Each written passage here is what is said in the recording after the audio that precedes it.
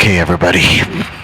I had to re-record this video. I know I promised you the boreal forest story, but after reading the full unedited log from the subscriber thread, what I originally recorded didn't even scratch the surface of how deeply, profoundly wrong this case is. We aren't just talking about a creature that mimics voices. We're talking about an ancient, rotting graveyard of souls trapped beneath the pines, a place where the dead don't stay buried, and the spirits of those who died terrified are used as puppets to drag the living down with them. So turn off your lights, put your headphones on. If you hear anything outside your window while watching this, do not look. Okay, so this happened to an experienced wilderness backpacker named Mark. A couple of years ago, Mark lost his 5-year-old daughter, Lily, to leukemia, and his life completely spiraled. To escape the suffocating silence of his empty home, he started taking these intense off-grid solo camping trips deep into northern Ontario, 50 miles past the last logging highway. He hiked 3 days past any mapped trail, setting up a stealth camp near an overgrown pitch black lake surrounded by towering ancient spruce trees. On night 4, around 2 a.m., the woods went dead. No wind, no crickets, no water lapping against the shore. Just a heavy, unnatural pressure that made Mark's ears pop. Then the air in this tent turned freezing, so cold his breath turned to ice on his sleeping bag. That's when he smelled it. It didn't smell like pine or damp earth. It smelled like wet rot, copper blood, and ancient unwashed grave dust. And then a voice called out from the dark tree line, 10 feet from his tent.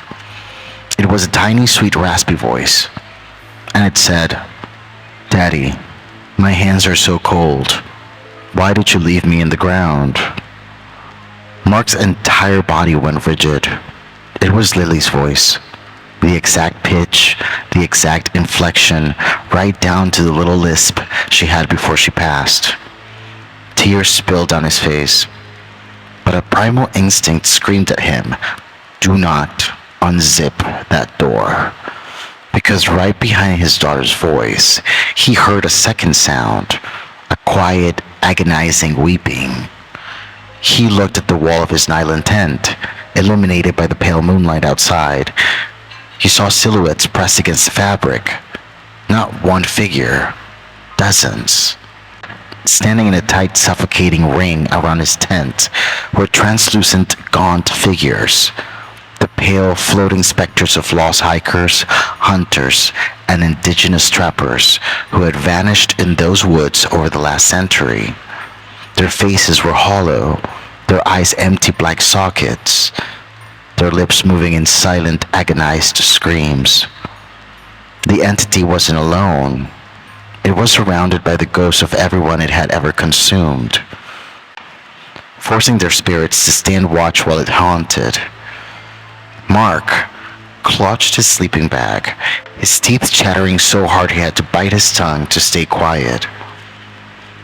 When he didn't open the tent, the creature began to use its choir. The voice of his daughter didn't just fade, it split. The entity began cycling through the voices of the ghosts standing outside his tent. First, an elderly man screaming for his dog in a 1940s accent. Then a young woman weeping for her mother. Then a frantic boy crying about a broken leg. They were all speaking at the same time, layering over each other in a deafening, discordant symphony of human agony that echoed across the frozen lake. "Open the door. It's cold out here. Join the stack." Thump. Thump. The ghosts outside began pressing their pale, wet hands against the thin nylon of his tent.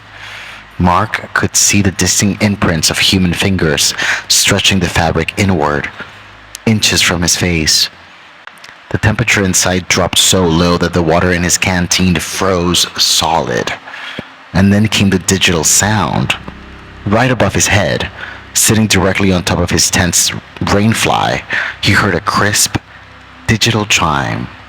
Marimba. It was the default iPhone ringtone, playing from a phone that had belonged to a hiker who vanished 3 years prior.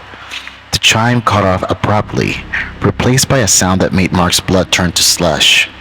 A wet, heavy snap crunch, followed by a sound like two massive raw bones being rubbed together right above his skull. Mark knew if he stayed in that tent, the specters would tear the fabric open and let the thing inside. In a moment of sheer desperation, he grabbed a tin of bear grease and river mud, unzipped the back ventilation flap of his tent, and slithered out into the black night. He smeared the freezing mud across his face, neck, and chest, trying to drown out his living warmth and scent. He army crawled on his stomach through the freezing moss, dragging himself toward a deep, sunken sinkhole beneath the upturned spruce root, a place where the local indigenous tribes used to say the earth was dead. He wedged himself into the muddy crevice beneath the roots, pulling dead leaves and decaying moss over his body. From the shadows of the root cellar, he looked back at his campsite. The fog parted under the moonlight, and he saw it. It was an 11-foot, emaciated monstrosity of pale, weeping flesh. Its body was a contorted mass of limbs and torsos, as if it had physically absorbed the corpses of the people it killed. Their arms and faces visible beneath its translucent skin, writhing in eternal pain. Its head had no eyes or nose, just a smooth, wet dome. But across its chest, a massive vertical tear split open, revealing rows of black, needle-thin teeth dripping with thick black grease. Floating around the creature were the ghosts. They weren't free spirits.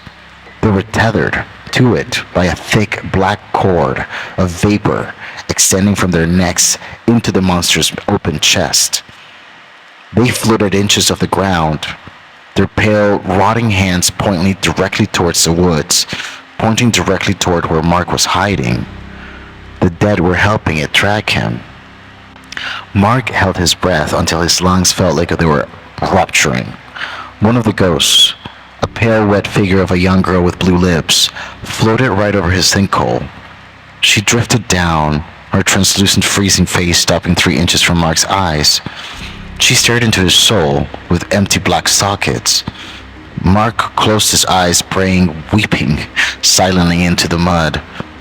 He waited for the claw to crush his skull. Instead, the ghost girl whispered in his mind, with a roar. Not with a roar, but with a mournful, hollow sigh.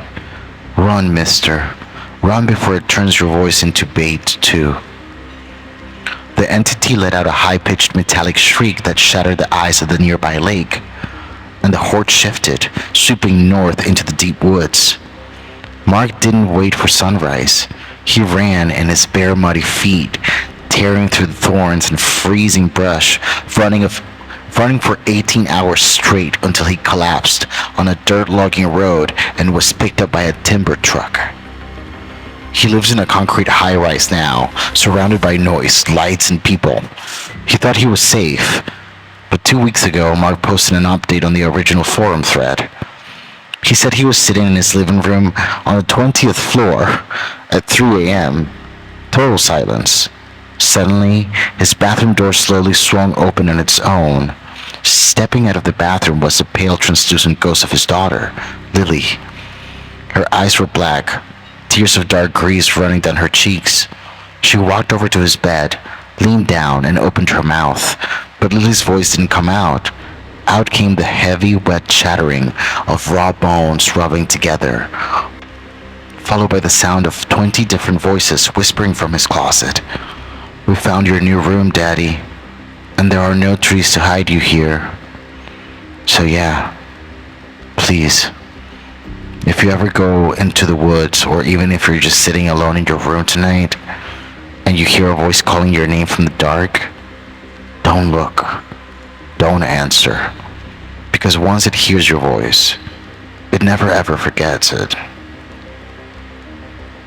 Like, subscribe to Scissors and Screams, leave a comment down below if this story ruined your sleep, and keep your lights on tonight, just in case.